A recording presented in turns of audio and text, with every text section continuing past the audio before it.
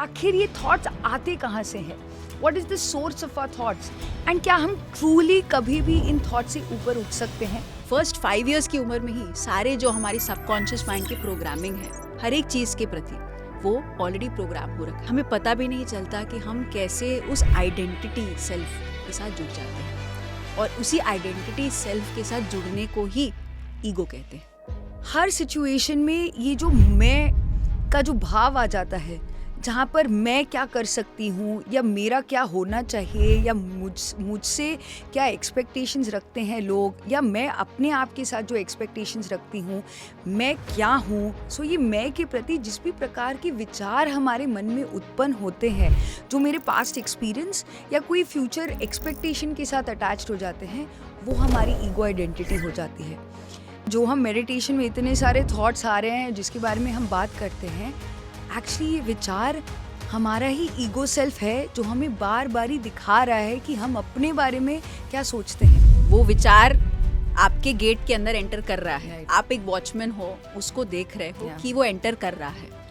आप खुद नहीं बन जाते वो इंसान जो अंदर एंटर कर रहा है। So why are you feeling guilty? Guilty होना यानी कि आपका स्वयं अपने ऊपर अधिकार जताना चाहते हैं।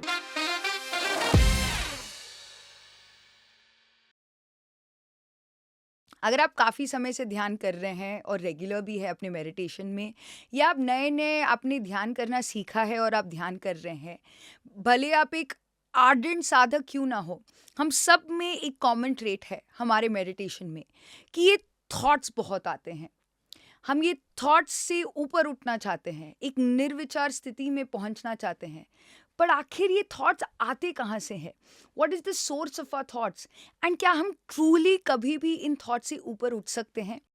आज के क्या ख्याल है कि एपिसोड में हम इसी कॉन्सेप्ट को और गहराई से समझेंगे एक ब्यूटीफुल बुक के through, stillness speaks by Eckhart Tolle. अगर हम एक छोटे बच्चे को देखें, उसका सेंस ऑफ आई डेवलप नहीं होता है, तो हर एक चीज़ जो भी उसके आसपास बताई जाती है, पिछले एपिसोड में हमने कवर किया है कि उसका जो सबकॉन्शियस माइंड है हर एक चीज़ को ऑब्जर्वर स्टेट में रहकर उसको अब्जॉर्ब कर रहा है। हर एक चीज़, कोई बात हमने कही हो, मे बी हमने कोई हरकत उसके सामने कर ली हो, मे बी हंसी मजाक हो, मे बी हम जो खाना खाते हैं, जो हम बातें करते हैं, जो हम साथ में जो भी समय बिताते हैं उस बच्चे का, वो बच्चा हर एक चीज़ ऑब्जॉर्ब करता है। फर्स्ट 5 इयर्स की उम्र में ही सारे जो हमारी सबकॉन्शियस माइंड की प्रोग्रामिंग है हर एक चीज़ के प्रति वो ऑलरेडी प्रोग्राम हो रखा है by the age of 5 itself.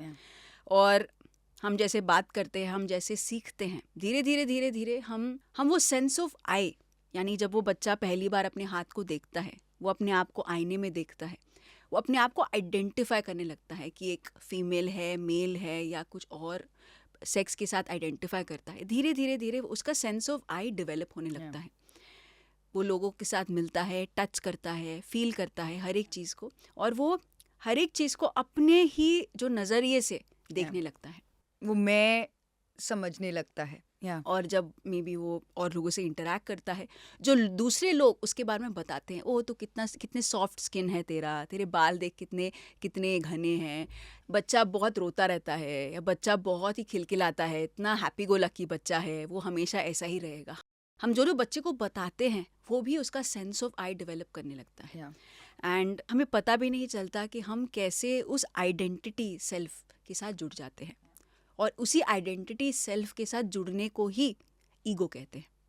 Eckhart toll उस ईगो को पास्ट सेल्फ की जो एक्सपीरियंसेस हैं हमारे, मे बी मैं एक डिबेट के कंपटीशन में स्कूल में भाग ले रही हूँ और मैं बीच में भूल गई अपने लाइंस को, और मेरे आसपास बच्चे हैं, वो हंस देते हैं, और मेरा सेंस ऑफ आई ये डेवलप होने लगता है कि मे बी मैं इन पब्लिक में बात नहीं कर सकती, मे बी मैं इंट्रोवर्ट हूँ, मे बी एक्सट्रोवर्ट हूँ, मे बी एम्बीवर्ट हूँ। ये जो पर्सनैलिटी ट्रेट के साथ हम आइडेंटिफाई करने लगते हैं वो भी डेवलप होने लगता है। और जो हम निर्विचार स्थिति में एक्चुअली जीते थे, जो हमें फ़र्क नहीं पड़ता था कौन हमारे बारे में क्या सोचता है, हर एक चीज़ को नए तरीके से एक बच्चा जैसे जीता है, नए मोमेंट को नए जैसे जीना बिना पास्ट के कंडीशनिंग के साथ, वो चीज़ हम अपने आप के साथ पकड़ के बैठे रखते हैं धीरे धीरे धीरे बड़े होते होते। तो यही ईगो, जैसे मैं कह रही हूँ कि ईगो बेसिकली आपके जो पास्ट एक्सपीरियंसेस रहे हैं और आपके जो फ्यूचर के जो डिज़ायर्स, एक्सपेक्टेशंस, जो भी आप फ्यूचर में जीते हैं, उस सब का मिलावट को कहें तो उसको ईगो कहते हैं। जो आपका माइंड परसीव करता है कि जो ये मुझे मैं चाहता हूँ, जो मेरे पास्ट में हुआ है, जो हुआ या नहीं हुआ है, जिससे मैंने अपने आप के बारे में क्या सोचना है, क्या समझना है, वो मैंने तय कर लिया।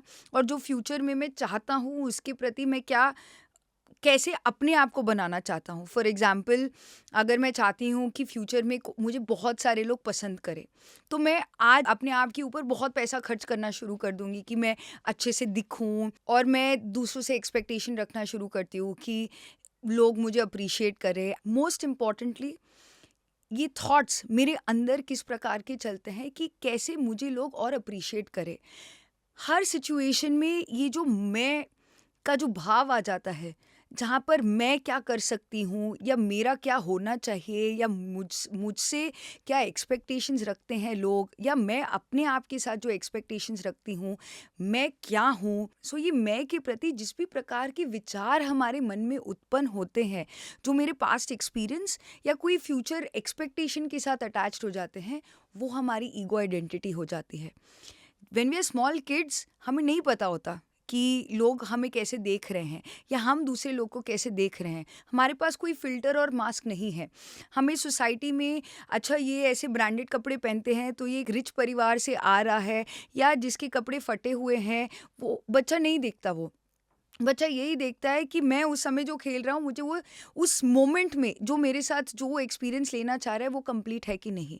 But as we grow older, हमारे माइंड में ऑफ कोर्स जो प्रोग्रामिंग आपने बताया वो तो है। उस प्रोग्राम से ही उत्पन्न होके जो हमारा जो एक सेंस ऑफ आइडेंटिटी क्रिएट हो जाता है, ये है हमारे विचारों का सोर्स एक्चुअली। सो जो हम मेडिटेशन में इतने सारे थॉट्स आ रहे हैं जिसके बारे में हम बात करते हैं, एक्चुअली ये विचार हमारा ही ईगो सेल्फ है, जो हमें बार बार ही दिखा रहा है कि हम अपने बारे में क्या सोचते हैं। जो ये मैं हूँ, जो सबसे अलग है, जो दुनिया नहीं समझ पाती, जो सिर्फ मेरा ही अनुभव है, उस मैं को पूरे दुनिया से अलग देखते हुए ये विचार बार बार ही हमारा मन उत्पन्न करते रहता है। एवोल्यूशन के प्रोसेस में ऐसे बोला जाता है कि it is very important for this I to happen, ताकि फाइट और फ्लाइट रिस्पॉन्स, जो सर्वाइवल मोड में हम रह सकते हैं, वो बहुत अच्छी चीज़ है। पर अब हम सिविलाइजेशन के इस समय पर हैं कि हम अलग अलग होकर हम नहीं जी सकते। इंडिविजुअल कॉन्शियसनेस में जीकर भी हम खुश नहीं रह सकते। एंड पास्ट में अगर आप देखेंगे, हमारे सिविलाइजेशंस में joint families and community living ज़्यादा था। अब हम अलग अलग होए जा रहे क्योंकि हमारा ईगो सेल्फ कि मैं और तुम अलग है, वो विचार ज़्यादा से ज़्यादा सोसाइटी में उत्पन्न हो रहे हैं। तो अगर मेडिटेशन में ट्रूली हम इवॉल्व होना चाहते हैं, तो हमें ईगो के बारे में और समझना है। मुझे याद है 11-12 साल पहले मैंने पहली बार एकार्ट टोल को पढ़ा था। ऐसे ही इंसान के बारे में सुना भी था। एक जर्मन इंसान, उनके बोलने का तरीका भी डिफरेंट, लेकिन वो जो शब्द है, वो जो ठहराव है उनके बोलने पर, मुझे बहुत अट्रैक्ट किया। और उनकी पहली किताब पावर ऑफ नाउ मैंने पढ़ी।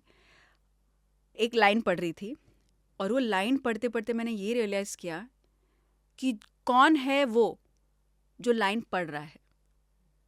वो पहला रियलाइजेशन कि कौन है वो जो लाइन पढ़ रहा है, और कौन है वो जो बातें बोल रहा है।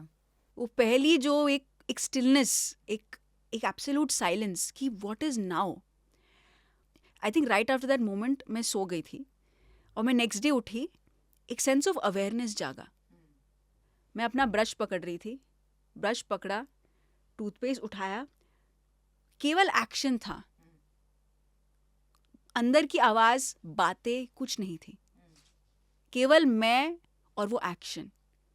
और जब वो पहला थॉट आया, वो थॉट भी मैंने जाना कि वो थॉट क्या था, और मैं उस थॉट को रोक पा रही थी।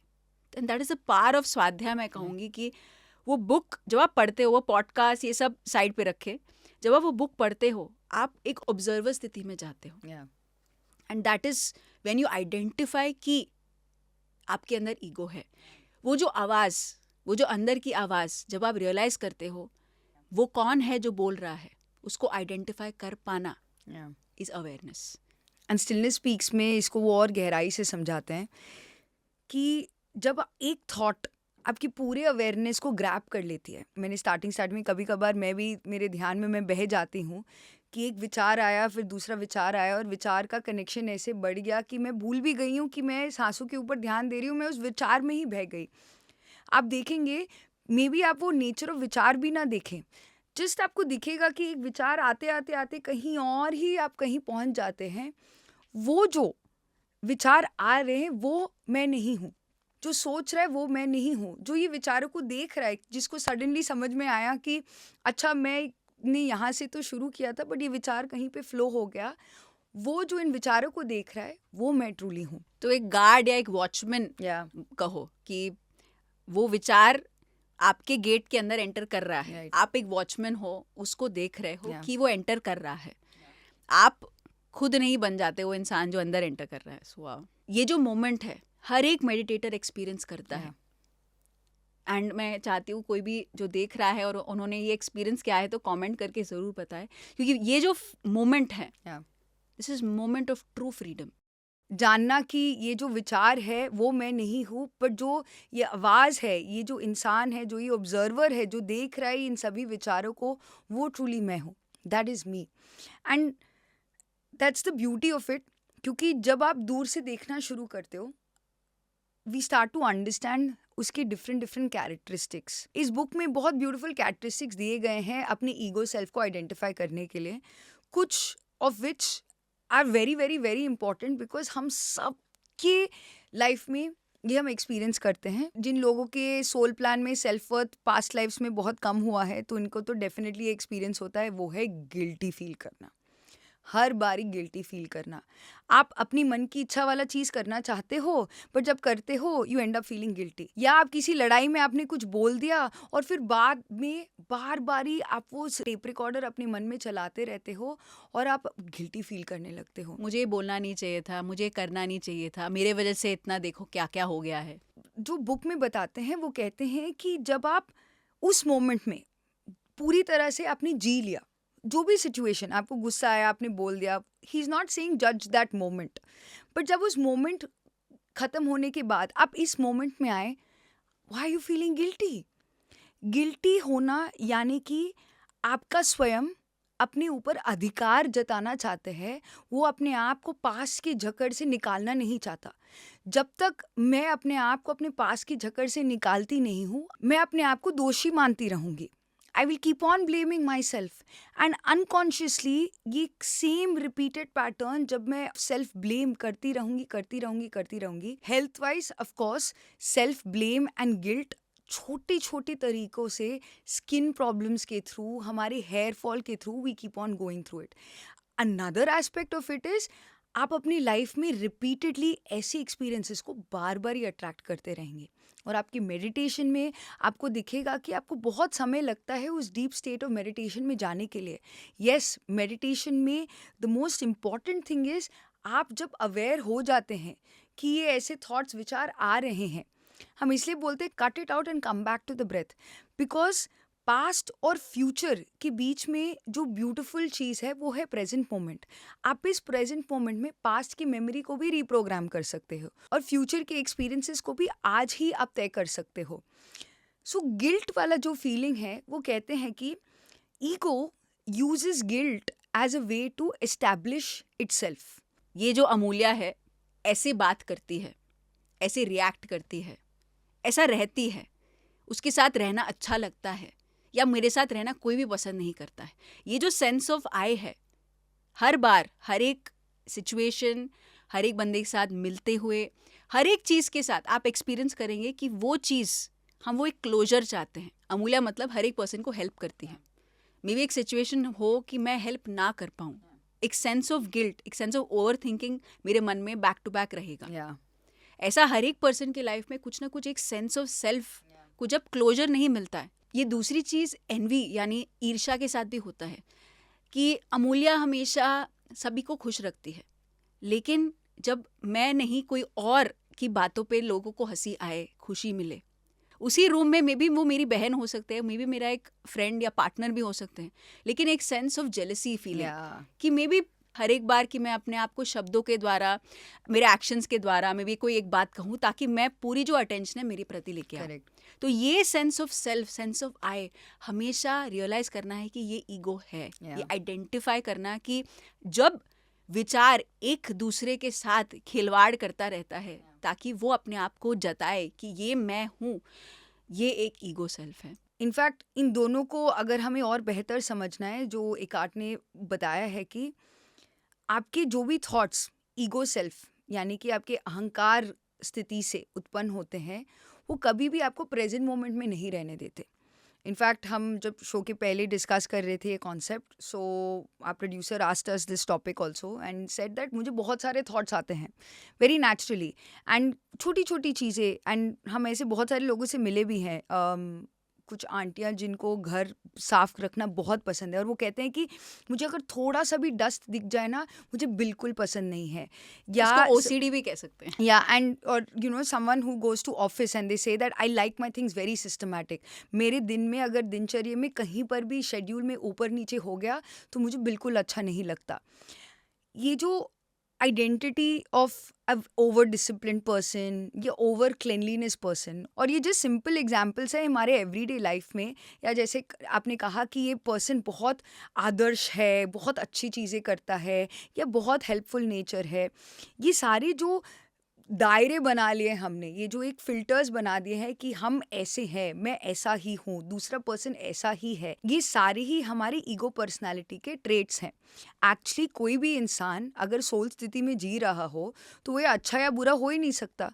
हर एक सोल यूनिक है, उसके अपने अपने यूनिक ट्रेट्स होते हैं। कोई सोल चबी चबी प्लान करके आया अपने लिए, कोई सोल अपने आप के लिए बहुत स्किनी होके प्लान करके आया। चलो सोल स्टेट पे ना भी जाएं, पर जब हम एक ईगो स्टेट में अपने ही आप को डिफाइन कर लेते हैं, यानी कि मेरे थॉट्स हर वक्त मेरे जो पास्ट एक्सपीरियंस के थ्रू मैं जो हूँ उसके ऊपर डिफाइन करते रहते हैं, मैं कभी भी प्रेजेंट मोमेंट में पूरी तरह से नहीं रह सकती। इसी को ही अगर हम एग्जाम्पल के तौर पर समझे, अगर लेट्स से आप अपने आप को समझते हैं कि मैं बहुत क्लीनलीनेस वाले पर्सन हूँ और आपके घर पे बहुत मेहमान आ गए, मेहमानों को एंटरटेन करना तो बहुत दूर की बात, आपके मन में हर वक्त वही थॉट्स आते रहेंगे कि वो आप टेबल कैसे साफ कर दो, मेहमान आ रहे फिर भी you are just thinking how do I clean this, next क्या करूँ, अच्छा मुझे ये नेक्स्ट करना है, वो नेक्स्ट करना है।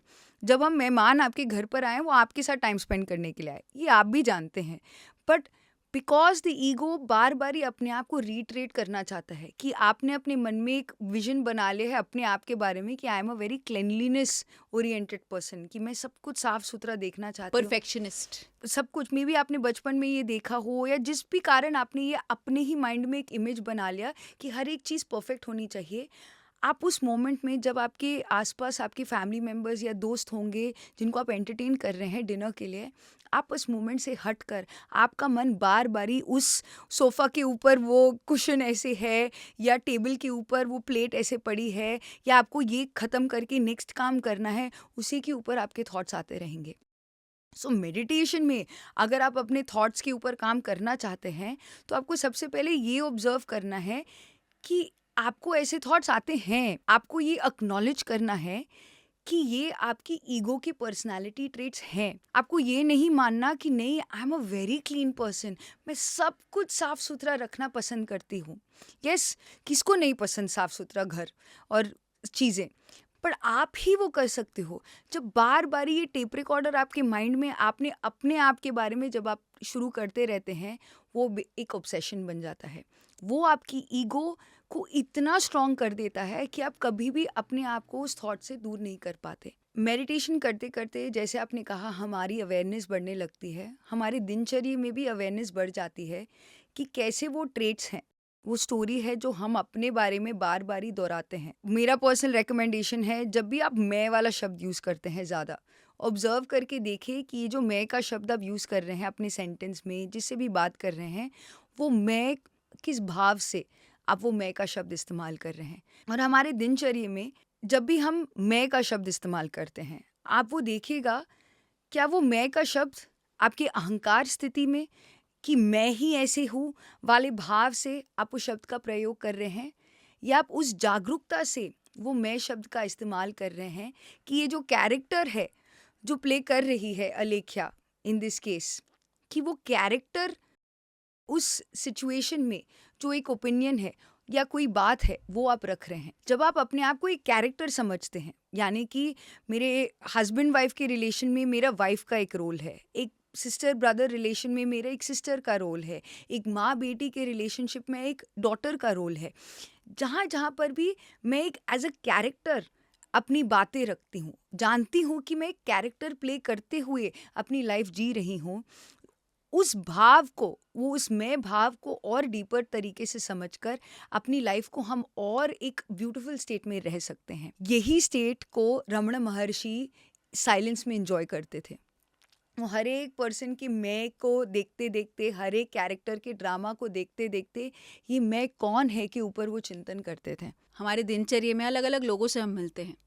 हमारा सेंस ऑफ राइट, हमारा सेंस ऑफ रॉन्ग, यानी ये चीज़ करना सही है, ये चीज़ करना गलत है।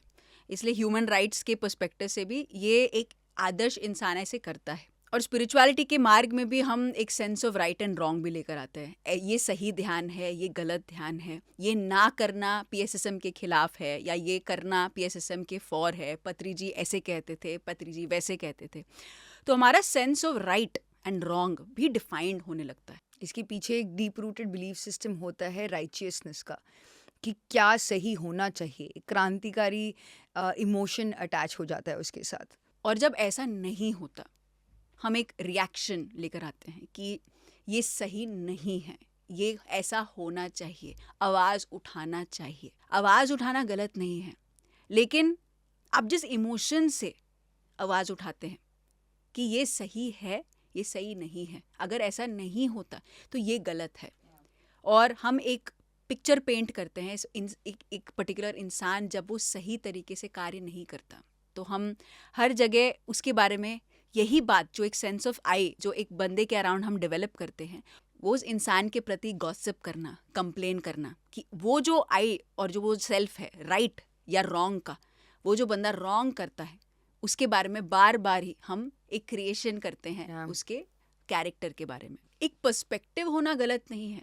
जैसे पत्री जी कहते थे, no complaint, no judgement, no comments. अगर आप एक स्टेप बैक लेके देखें कि इसका मतलब क्या है। जब आप कंप्लेन करते हैं, इसका मतलब कि ये जो इंसान है, ये जो कार्य है, ये सही तरीके से नहीं हो रहा, यानी कि एक जजमेंट हम लेकर आते हैं हर एक चीज़ के प्रति। और ये जजमेंट एक एक्स्ट्रा थॉट है हमारे मन में। एक बंदा कोई बात कहता है, मे बी उसने पॉजिटिव वर्ड नहीं बोला, तो ये बंदा नेगेटिव है। हमारा जो ऑटोमेटेड रिस्पॉन्स रहता है वो हमारा पास्ट के जो एक्सपीरियंसेस रहे हैं उसके साथ, और जो हम आइडियल सेल्फ, यानी कि पत्री जी ऐसे नहीं कहे हैं, वो भी हम कलेक्ट करके अपने अंदर एक विचार डेवलप करते हैं। तो ये एक जजमेंट हो सकता है, ये कमेंट हो सकता है, और ये निरंतर चलता ही रहता है। जब हम रोक नहीं पाते हैं, ये एक टेप रिकॉर्डर, हम ध्यान भी करते हैं, अच्छा लगता है हमें ध्यान करना, निर्विचार रहते हैं, फिर हम डे टू डे लाइफ में यही विचार को, यही जजमेंट को, यही ईगो सेल्फ को, मैं एक पिरामिड मास्टर हूँ, ये भी एक नई चीज़ है, एक विचार लेकर आते हैं कि मैं एक मेडिटेटर हूँ। एक मेडिटेटर ऐसा करता है, स्पिरिचुअल पर्सन ऐसा करता है, स्पिरिचुअल पर्सन ऐसा नहीं करता है, ये भी हम डेवलप करने लगते हैं। ईगो का नेचर ही ये है, अपने आप को मोल्ड करते रहना ताकि वो अपने अस्तित्व को बिठाए रखे कि मैं हूँ। ये मैं को एस्टैब्लिश करने के लिए, अपने स्वयं को प्रोटेक्ट करने के लिए ऐसे विचारों को भी उत्पन्न करता है, ऐसे बिलीफ सिस्टम्स को भी क्रिएट कर सकता है। और ये ईगो कोई विलन नहीं है हमारे लाइफ में, ये हमारे सोल प्लान का ही एक एक्सटेंशन है, जिसको क्रॉस करने के लिए ही हम अपने सोल एवोल्यूशन में चुन के आते हैं। इसलिए एक पत्री जी एक शब्द कहते हैं, मानम मधुरम अवमानम मधुरम, यानी मान, अगर आपका कोई मान करता है उसको भी मधुर तरीके से लेना चाहिए। मे बी उन्होंने आपकी ईगो को हर्ट नहीं किया, बट अपमान आपकी ईगो को हर्ट करना है। ईगो को हर्ट करने का मतलब क्या है? जब हमें बुरा लगता है कि इस बंदे ने मुझे ऐसा क्यों कहा, तो ये एक्चुअली आपके जो ईगो सेंस आइडेंटिटी सेल्फ है, मेरे से अच्छा बात करना ऐसा होता है। जब ऐसे अच्छे से बात नहीं करते, यानी कि मैं एक पोजीशन पे हूँ, अगर मेरे से ऐसे बात नहीं करते यानी कि मेरा अपमान होना है।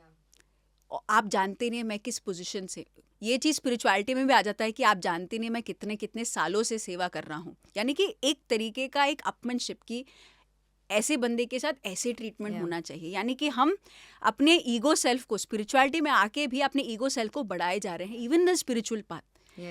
तो ये जो ईगो सेल्फ को ओशो जो कहते हैं ड्रॉप द ईगो, मेरा जो सेंस ऑफ आई डेवलप होने लगता है उसको एकदम ड्रॉप करना। मान को मधुर रखना, अपमान को मधुर रखना का मतलब यही है, यानी तटस्थ स्थिति में जीना। यानी कि जो भी आपके साथ हो रहा है, ऐसा नहीं आप पत्थर के बन जाते हो, इमोशंस आते हैं, लेकिन इमीडिएटली जानना कि ऐसा मेरे अंदर एक थॉट आया। जब ऑब्जर्वर स्थिति में चले जाते हैं, ये ऑब्जर्व करना कि ये जो बुरा लग रहा है, ये एक विचार जो है, ये मैं नहीं हूँ। ये ही तो रमणा महर्षि नान यार, हु एम आई, अपने आप को परख के देखते रहो, पूछते रहो। जब आप परखते हो, देखते रहते हो कि मैं कौन हूँ, मैं तो कुछ भी नहीं हूँ। मैं ना तो आया हूँ ना तो गया हूँ। और जो भी मार्ग में एक बंदा मेरे लाइफ में आया है, यही तो हम कहते हैं कि क्यों ये बंदा ऐसे एक्ट किया, क्यों मैंने ऐसे रिस्पॉन्ड किया या रिएक्ट किया, यानी कि ये क्या मुझे सिखाने के लिए आया है ये सिचुएशन। ट्रू फ्रीडम वही है जब वो सेंस ऑफ आई, जो ईगो है, उसकी डेथ हो जाए, यानी ईगो डेथ। और वो तभी होता है जब आप अपने आप को हर सिचुएशन में जीरो में रहते हैं। And a classic example is Brahmarshi Patri जी। कोई भी उनके पैर छू ले, वो डायरेक्टली उनके पैर छू लेते, उनको फ़र्क नहीं पड़ता। वो तो पैर छूने को इनकरेज ही नहीं करते क्योंकि हम सभी इक्वल हैं, लेकिन जब भी कोई पैर छुए वो इमीडिएटली बिना सोचे वो पैर छू लेते हैं। And that is what the greatest awareness of a master is. और हम सभी को ऐसे ही जीना है। हमारे हर एक क्षण में जो ईगो आता है, ऐसा नहीं है कि आप पत्थर के बन जाते, ऐसा नहीं है कि मैं अपने आप को अमूल्य नहीं पुकारती, आप अपने आप को अलेख्या नहीं पुकारती। और हर एक क्षण ये जो ईगो सेल्फ, ये जो विचार डेवलप होते हैं, उसको ड्रॉप करते रहना, अपने आप को हर दिन खाली करना। यही प्रयास है, यही कार्य है, ताकि हम हर समय पे खुशी से आनंदित, बिना कोई फिल्टर्स के जी सकें। And that is the power of meditation. And I request every single one, अपनी ईगो का डेथ करना है तो ज़्यादा से ज़्यादा ध्यान करना है। हर एक क्षण अपने आप को नान यार, यानी कि हु एम आई, क्या मैं ये विचार हूँ, मेरे अंदर जो भी रिएक्शंस आ रहे हैं, सोच विचार आ रहे हैं, जब भी कोई बंदा, मैं हर एक बंदे के साथ आप इंटरैक्ट करते हैं, लेकिन हर एक क्षण में एक खाली क्लीन स्लेट के साथ जब आप कार्य करते हैं, तब मज़ा ही कुछ और है। तो आज का क्या ख्याल है कि एपिसोड डेडिकेटेड था ईगो को ट्रूली समझने के लिए, कि ईगो को कब ड्रॉप करना है और मेडिटेशन को ट्रूली एंजॉय कैसे कर सकते हैं। तो आज के क्या ख्याल है कि एपिसोड में इतना ही। हम फिर मिलेंगे अगले एपिसोड में। Thank you.